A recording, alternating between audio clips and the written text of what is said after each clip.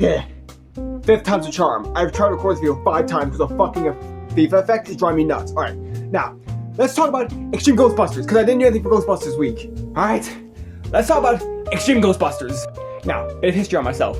I grew up with the original Ghostbusters movie and the real Ghostbusters TV show. I was basically raised on Ghostbusters, and I was eventually raised on Extreme Ghostbusters. And I fucking love that show.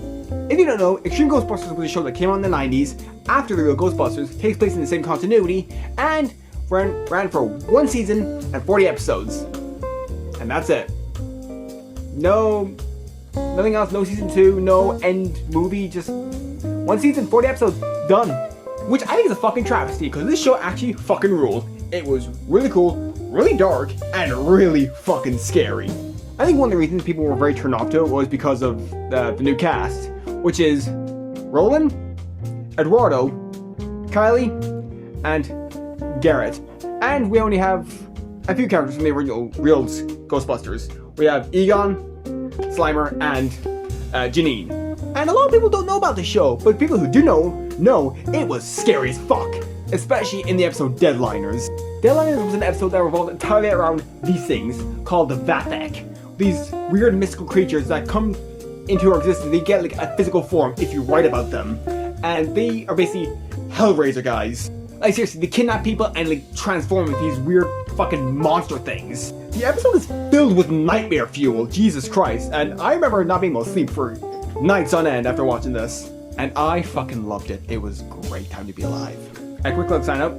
Sony canonically exists in this universe, which is odd considering that the fact in the real Ghostbusters there was an entire episode dedicated to them watching the first Ghostbusters movie. So that's a little self-promotion there. But yeah, after the season 1 finale, it didn't get any renewal for season 2. None of these characters showed up except for Kylie. That's not Kylie. That is this Kylie, the goth chick.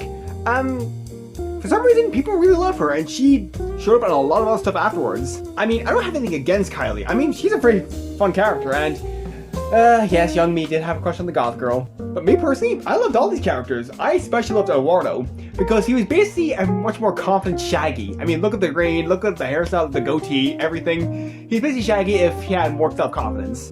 Actually, that's just Shaggy from Scooby-Doo the Dinosaur. Interesting. But yeah, only got a few comic tie-ins and then disappeared off the face of your universe, and everyone considers it to be a failure of Ghostbusters. I will not stand for this. Wait. This show deserves respect and recognition. I don't know exactly what was going on with the Ghostbusters IP during the 90s, but this did help keep it alive. I mean, the real Ghostbusters just ended, Ghostbusters 2 came out, and no one really talked about Ghostbusters after Ghostbusters 2, so this helped keep the brand alive. That's why I love it, because it is one of the many things that got me into Ghostbusters. Not to mention, the theme song for this show slaps. I say, if you haven't seen it, check it out. It is truly a great time. It is great 90s rush.